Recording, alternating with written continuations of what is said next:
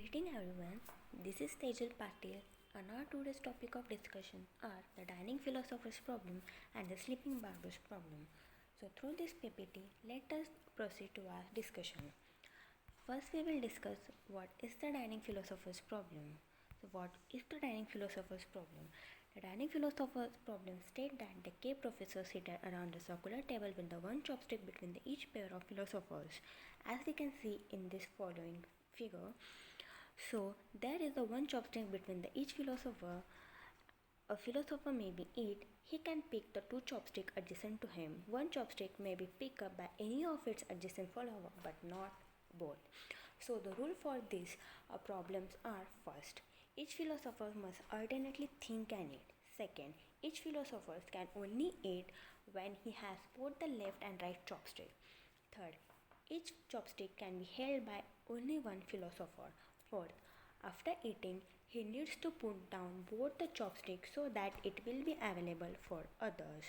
So, now we will see what is the solution for this problem. So, the solution for dining philosopher's problem can be solved by using the semaphore. Semaphore will represent the number of chopsticks. So, here semaphore chopstick 5. 5 represent the 5 philosophers. So this is the structure or the algorithm of dining philosopher's problem.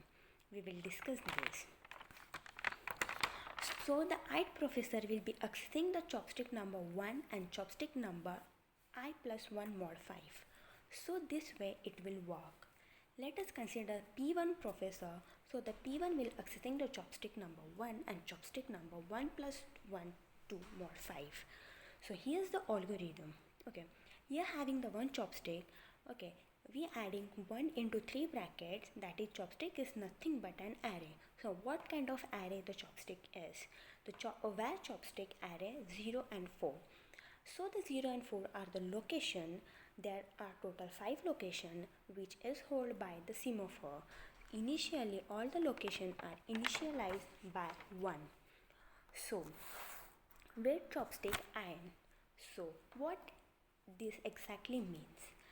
If the chopstick is free, then the respective location will be having 1. That is, if the chopstick I is free, not occupied by any of the philosopher, then this particular chopstick location number I will be having 1. And if it is occupied by any of the philosopher, then it will be held by 0. And the I philosophers also looking for chopstick I plus 1 mod 5, and if the location is initially containing 1, so weight will make them location 0. So the chopstick I and chopstick I plus 1 mod 5 will become 0 if the both chopsticks are available for the philosopher I. Okay, so before leaving or after completing this eating, again the chopstick will be released and again the corresponding I philosopher will be go for thinking. So it will go for single chopstick I. So the I location will be increased by 1. Initially it was 0 because if it wasn't 0 it will not come down here cause weight made them 0 and the single is becoming them 1. So releasing those chopsticks for uses of other philosopher adjacent to him, the philosopher will take the chopstick I and I plus 1 if the philosopher number number is I. So the I and I plus 1 mod 5. So after that the philosopher will go for thinking and then the philosopher might feel hungry and it will repeat this particular process again. So now we will see what are the difficulties faced by what are the difficulties with this solution. Okay, the above solution can make sure that the two neighboring philosophers can eat at the same time, but the solution can lead to the deadlock. This may happen if all the philosophers pick their left chopstick simultaneously. So there should be at most 4 philosophers on the table. Each philosopher should pick the right chopstick and then the left chopstick, while another philosopher should pick the left chopstick and then the right chopstick. The philosopher should only be allowed to pick their chopstick if both are available at the same time. So these were the problem's solution and the algorithm of dining philosopher's problem. Now let us proceed to our second topic, which is the sleeping barber's problem. Okay, now what exactly the sleeping barber's problem is? So this analogy is based upon the hypothetical barber shop with the one barber. There is a barber shop which has one barber and one barber chair and an chair for waiting for the customer. If there are any to sit on this chair. If there is no customer, then the barber sleeps in his own chair. When a customer arrives, he has to wake up with the barber. If there are many customers, then the barber is cutting the customer hair. Then the remaining customer either wait if there are the empty chairs in the waiting room, or he will leave no chairs are empty. Okay, so what is the solution to this problem? The solution to this problem includes the three semaphores.